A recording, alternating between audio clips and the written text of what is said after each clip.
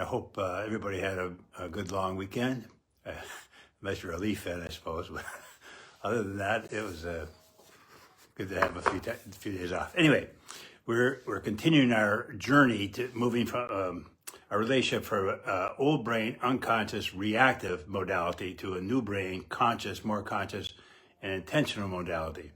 And along that path, there are many concepts that conscious partners incorporate into their relationship. So we're looking at number 16 and 17. And 16 says, being conscious means taking responsibility for only their own behavior and allowing room for their partner's flawed behaviors by not taking them personally because they are not personal.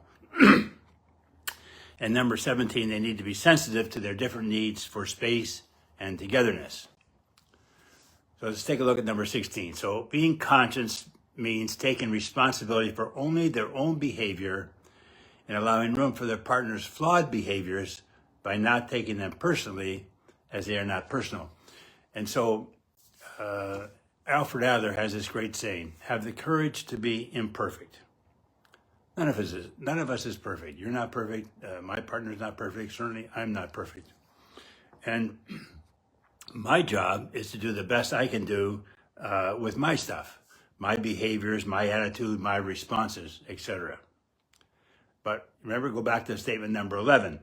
In a conscious relationship, partners can assume that their partner's intentions are good, even if their behavior is not. All right? So suppose my partner does something that doesn't work.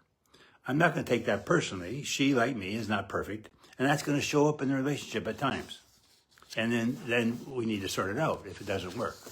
Okay, and that's the intentional dialogue or the safe conversation process dialogue. We have a tool to do that. So some of you would know Richard Carlson's book, Don't Sweat the Small Stuff, and it's all small stuff.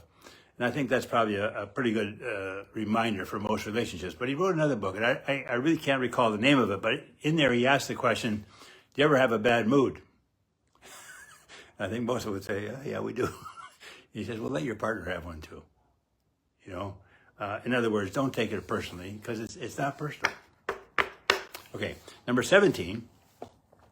This is the key one, I think. They need to be sensitive to their different needs for space and togetherness.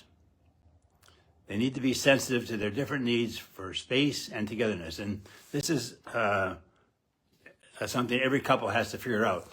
And I think a helpful place to go, or I send people to look at, is the Myers-Briggs type inventory, the MBTI. It's a personality profile. It's been around since the 60s.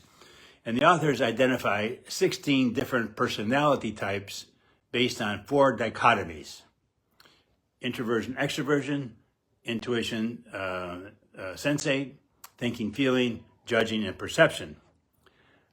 Now, the key that the energies around these preferences are very real. And so understanding that and your partners can help you understand how you interact with the world and with each other. So in thinking about the different needs for space and togetherness, I think understanding the introversion, extroversion difference is helpful. And the authors of the Myers-Briggs, in explaining introversion, extroversion, they ask the question, what do you do to get your energy back? You know, suppose I'm working anywhere. I would give a workshop or even out in the yard, I suppose. Well, then what do I do? Where do we go to get our energy back? And introverts tend need alone time, and extroverts need time with others. It's just the reality, but it's real. So I am high on the introvert scale. Now, obviously, like right now, I'm extroverting. And if I'm working or giving a workshop, I can extrovert. But when it comes time to re-energize, I know I need alone time. So as a couple, it's helpful to know how each of you handles the different needs for space and togetherness, and the introversion, extroversion preference can help here. And it doesn't make one right and one wrong. It's just, but the energy is real, and it will show up in the relationship. Okay. Anyway, see you next week. Have a great week. Cheers.